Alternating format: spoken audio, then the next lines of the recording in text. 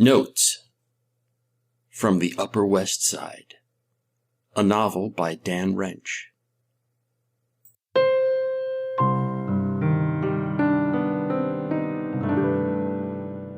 Chapter 92, Pig.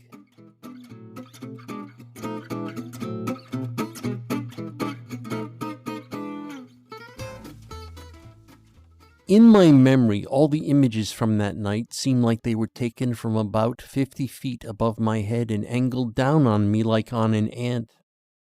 But like I said, after the vodka and juices, I was floating.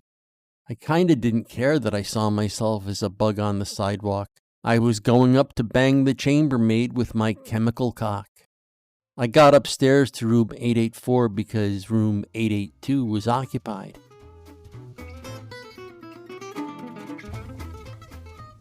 Fern let me in, and even though it's pretty hazy because my judgment was a little impaired, I could tell she was trying to look sexy. She was wearing a really tight top, maybe made of spandex, and a short skirt. I wanted to tell her that looking sexy was beside the point, but instead I said, "Whoa, Fern, looking good." She was kind of nervous, so I turned her around to face the wall and bent her toward it. "Take off your skirt," I said. "I'm not wearing panties."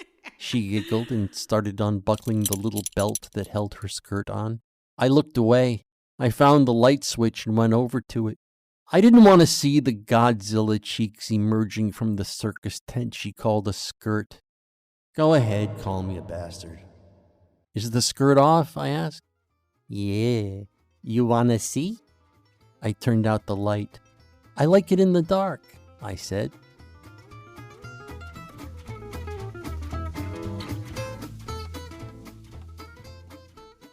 And before I could sense the passing of even 1 second, my pants were down and I was rummaging inside her snatch with my medically enhanced Throckmorton. I got a little rough with her and she liked it. "Polly," she kind of whispered while I was slamming her. "Polly, tell me you gonna make me you pig." "My what?" "You fuck pig. Treat me like you fuck pig. I nothing to you, yeah? Tell me how I nothing but you pig. You going to use how you want."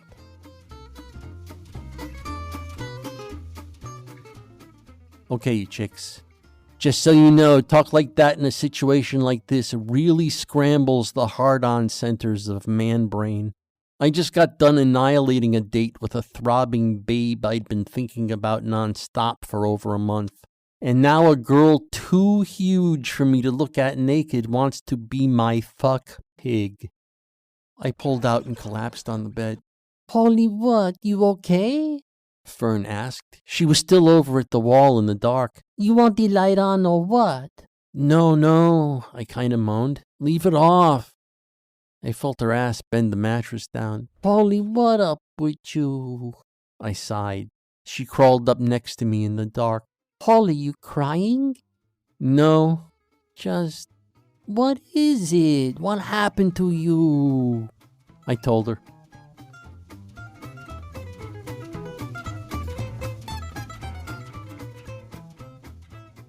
Hell, why not?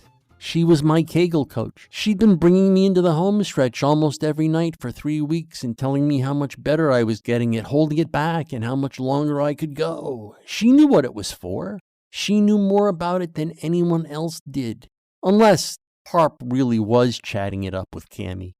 They could have been on their cell phones right then as far as I knew and talking about Paranoid Paul and his clitorophobia.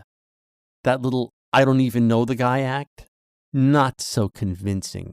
I've heard better lies from liars. And she's an actor, don't forget. Actors lie for a living.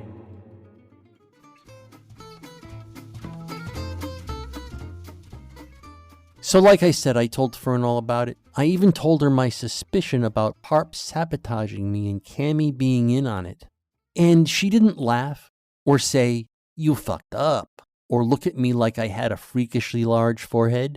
She just kind of reached over and found my dick and rubbed it gently while I talked.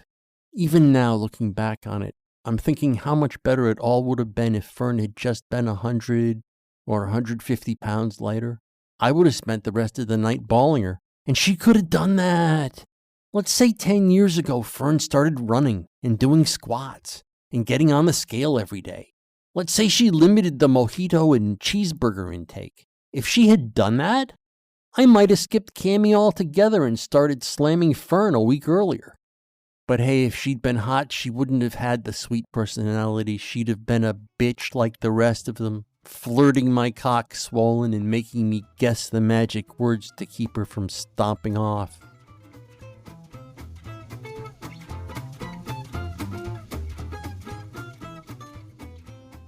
The real Fern, the sweet Fern, the fat Fern, listened to me tell the whole story, and then we just lay there for a little while in the dark.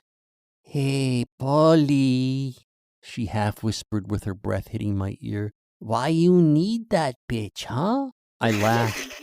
She giggled. "Why you need her? She all fucked up. You don't need no daddy saying bitch."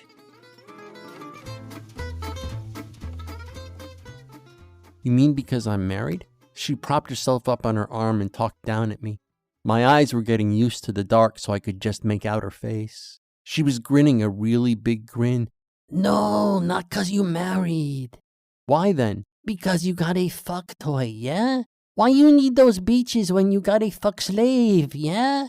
We could go on vacations, you and me, and I spend the whole time on you dick like a pig." Why pig?" "'Cause I'm fat," she giggled. "Come on, Fern." She giggled again. "You don't notice I'm fat." Well, I let it hang.